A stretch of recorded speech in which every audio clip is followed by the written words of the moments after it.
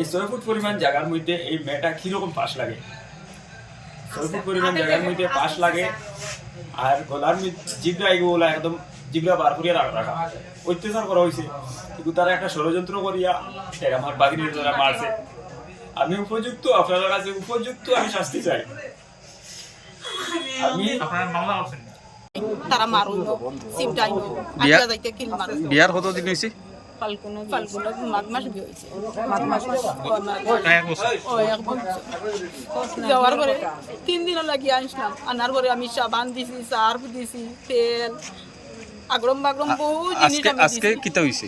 আজকেও তো একটা হঠাৎ আমার বাবারটা ফোন আইছে, তারা মুখ মারছো, তারাও মারছো না দেখতেছে স্যার দুজন আর ভাই বোন দুজন আর কেউ নাই, এখনো তো নাই।